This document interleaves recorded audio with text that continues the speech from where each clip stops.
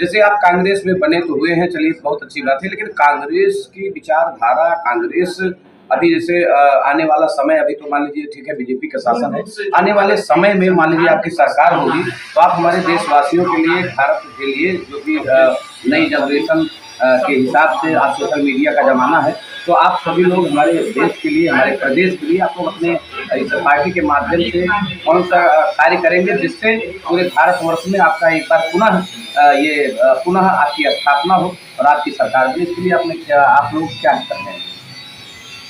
हमारी सरकार बनेगी तो सर्वप्रथम जैसे मनरेगा लोगों ने बर्बाद किया, गरीबों के लिए हमारी सरकार ने चलाया था, उसको और जोरदार ढंग से चालू करेंगे। बेरोजगारों के लिए रोजगार की व्यवस्था करेंगे और जो भर्तियाँ इन्होंने बैन लगाई है सरकारी विभागों में उसको खोलेंगे और वहाँ नई भर्ती चलिए, रोजगार और नौकरी दोनों उपलब्ध हो सके। बहुत बहुत धन्यवाद, आप हमारे देव न्यूज चैनल में आपका समय मिला। और आइए चलते हैं। अच्छा, तो आइए एक दो शब्द और बोलना चाहते हैं हमारे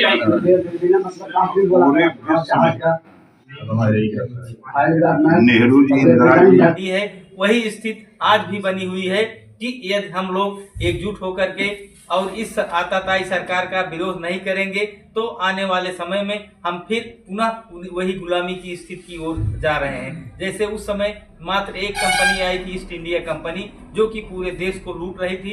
उसी के खिलाफ में महात्मा गांधी जी ने देखा कि अगर इस तरीके से होता रहा तो उतने बड़े बैरिस्टर होते हुए भी उन्होंने सारी चीज़ों को त्याग करके मात्र एक बस में रह करके पूरे देश का भ्रमण किया और लोगों को जागरूक किया और तब जा करके हमको अंग्रेजों से सफलता मिली। वही स्थिति है कि लोग कहते हैं कि कांग्रेस की स्थापना ओ ह्यूम जी ने की। गलत है, ये गलत है। कांग्रेस की स्थापना का जो मूल कारण था उस कारण से हुआ, और वो कारण था क्या? इस देश की सामाजिक आर्थिक परिस्थिति पे चिंतन, और उस चिंतन के लिए प्लेटफॉर्म ओ ह्यूम साहब ने दिया एक संगठन बनाने के लिए, क्योंकि वो सिविल सर्विसेज में थे, पूरे भारत में यात्रा करते थे, तो उनको मालूम था कि कहां कहां इस पीड़ा से, इस नेतृत्व की क्षमता से लोग उपलब्ध हैं। और इस नाते अगर आप कहते हैं कि किसी अंग्रेज ने कांग्रेस की स्थापना की तो आप अपने साथ अन्याय कर रहे हैं और उस जो भ्रम फैल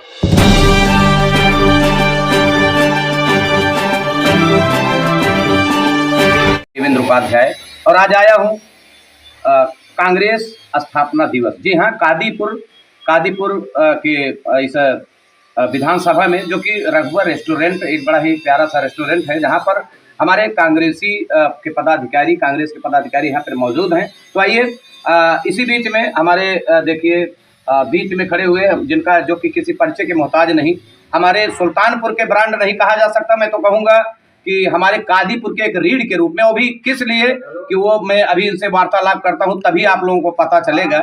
और ऐसी महान हस्ती हमारे बीच में इस समय मौजूद हैं, और इनके बगल में हमारे इस कादीपुर तहसील के बड़े ही अच्छे ठेकेदार, एक सरल व्यक्तित्व के धनी हमारे परम आदरणीय श्रीमान गुड्डू पांडे जी, आदरणीय गुड्डू पांडे जी, साथ में बगल में खड़े हुए जो कि कांग्रेस की नैया को लेकर, जो कि इस मझधार से पार करने के लिए जो एक बीड़ा उठाए हैं, ऐसे हमारे आदरणीय चाचा जी शुक्ला जी, और ये देखिए हमारे यहाँ हमारे तिवारी जी, और प्रमुख भूतपूर्व रहे ब्लॉक प्रमुख हमारे विजय पाल गौतम जी और इश्तियाक अहमद जी। तो आइए सर्वप्रथम मैं शुरुआत करता हूँ आदरणीय जगदीश सिंह जी, जो मैं तो बोलना नहीं चाहता था, लेकिन चलिए आप उनसे वार्तालाप करते हैं। और चूंकि कांग्रेस की डोर इन्होंने पकड़ा है, और डोर ही नहीं पकड़ा, इस विधानसभा को बदलने का एक जिन्होंने बीड़ा उठाया है, ऐसे हमारे आदरणीय जगदीश सिंह जी, आपका देव न्यूज लाइव में बहुत बहुत स्वागत है। नमस्कार आपके तरफ।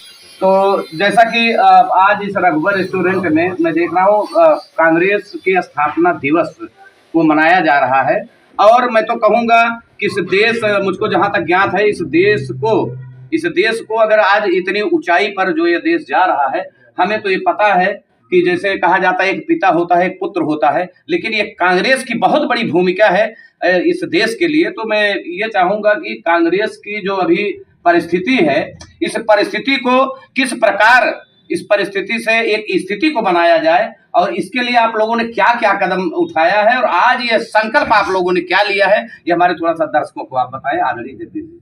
बिल्कुल बिल्कुल, जैसा कि आप जान रहे होंगे 140 वर्षों की यात्रा में 140 वर्षों की यात्रा में आज 141वां स्थापना दिवस है।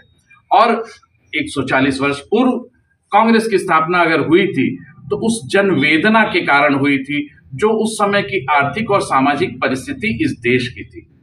आज भी बड़ा अफसोस है, इस 70 साल की आजादी की यात्रा के बाद विगत 10 साल में पुनः हम उसी स्थान पर जा रहे हैं जिस स्थान पर 1935-1945 के आसपास थे।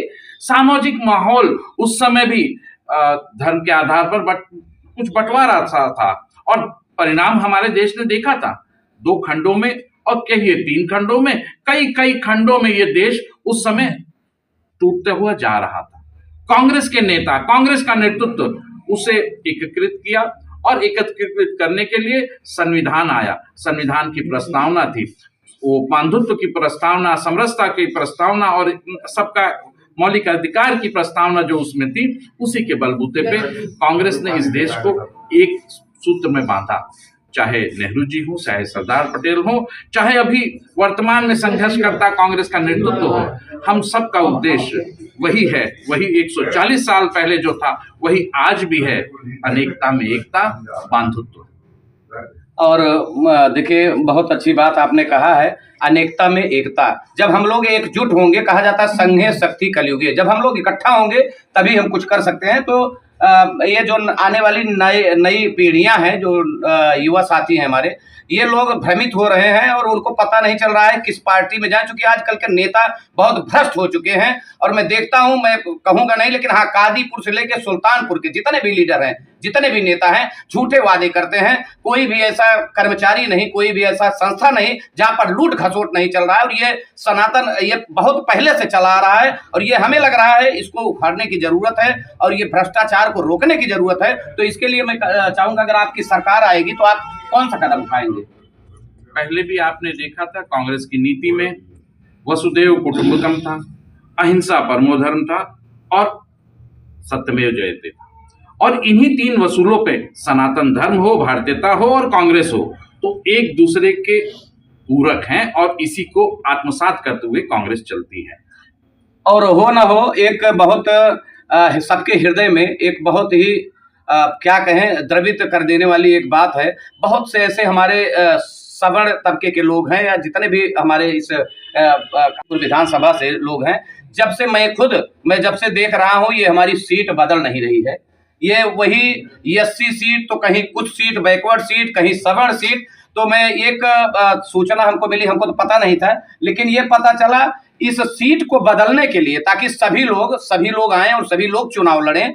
तो चूंकि भाई परिवर्तन भी करना है, इस कादीपुर में बहुत कुछ परिवर्तन भी करना है, तो इसके लिए बहुत से लोग, कोई दूसरा नहीं, आदरणीय जगदीश सिंह जी हैं। तो मैं ये जानना चाहूंगा, हमारे दर्शक जानना चाहेंगे, हमारे देशवासी, हमारे इस कादीपुर के विधानसभा से संबंधित सभी लोग जानना चाहेंगे कि आपने कौन सा कदम उठाया है कि हमारी ये विधानसभा की सीट बदले, और इसके लिए आपने क्या कार्रवाई किया है और ये कहां तक पहुंचा है, और ये कार्रवाई जो आपने किया है, ये हमारे दर्शक जानना चाहेंगे।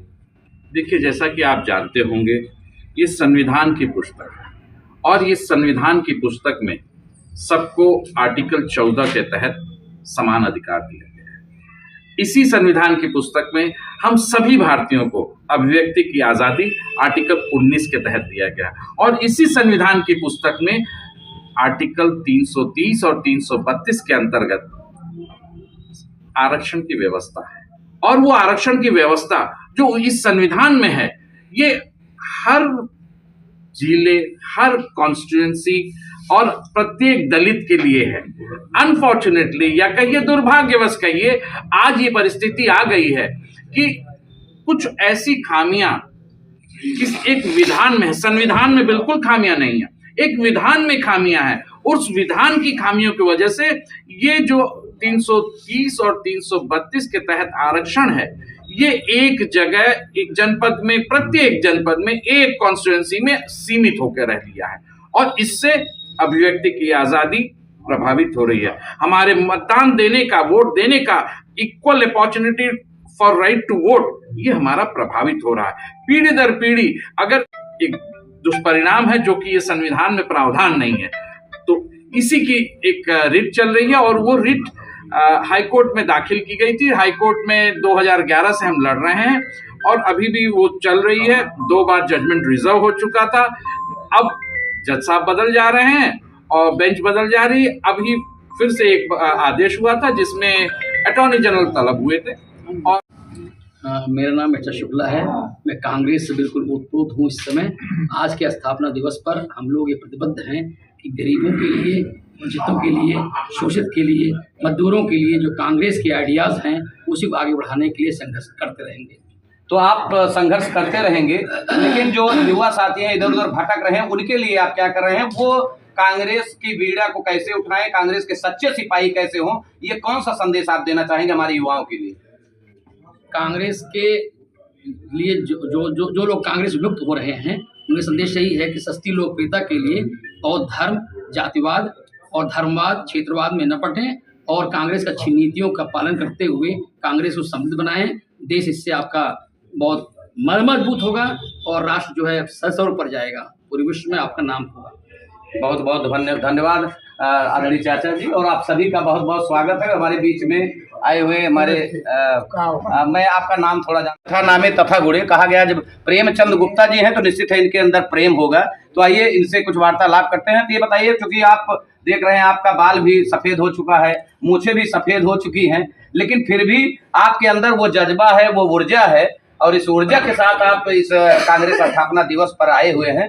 तो ये बताएं कि इसके लिए जैसे आपने काफ़ी समय गंवाया है, तो आने वाला समय भी क्या आप देखना चाहते हैं कि हमारा कांग्रेस की गवर्नमेंट एक बार पुनः बने, पुनः स्थापित हो? थोड़ा सा हमारे दर्शकों को बताएं। हम चाहते हैं कि हमारी जो दुर्गा की अवतार थी श्रीमती इंदिरा गांधी, जिन्होंने सन 1977 में अपना इलेक्शन हार करके सन 1980 में संजय गांधी के नेतृत्व में यूथ कांग्रेस की स्थापना यहाँ हुई थी। उसके पहले सन 75 में यूथ कांग्रेस की लड़ाई लड़ते हुए हमने फिर अपना शासन प्राप्त किया। हमारे युवा साथी हमारी नीतियों को समझें, सर्वधर्म समभाव। उसके बाद हमारे आदरणीय स्वर्गीय प्रधानमंत्री स्वर्गीय राजीव गांधी जी ने अपना सेवा दल की स्थापना की। उसके सेवा दल पहले से ही था, लेकिन उसको उन्होंने आगे बढ़ाया। उसी के साथ हम लोग चलते थे, उसी नीति सिद्धांत पे आज भी चल रहे हैं जितने भी कांग्रेसी हैं, कि हम लोग जात धर्म में विश्वास नहीं करते, सीधी बात। और हर युवा को अपना एक मोर्चा संभालना होगा, ये धर्म कर्म की राजनीति को छोड़ना होगा, तभी हम आगे बढ़ सकते हैं। देखिए, जब धर्म ही छोड़ देंगे, कर्म ही छोड़ देंगे, तो फिर करेंगे क्या? जब धर्म ही चला जाएगा और कर्म भी चला जाएगा।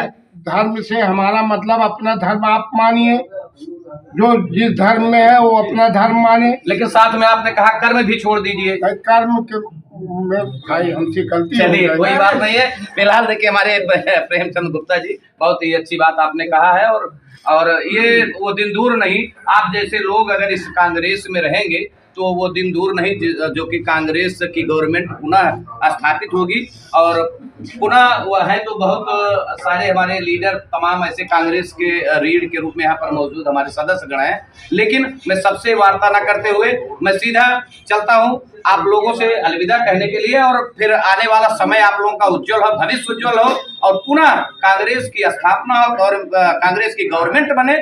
और कहा जाता है कि एक बार परिवर्तन जरूर है, इस परिवर्तन के साथ पुनः हमारा देश आगे बढ़े। इसी के साथ आप लोगों का बहुत बहुत धन्यवाद। मैं देवेंद्र उपाध्याय, आप लोगों को नमस्कार।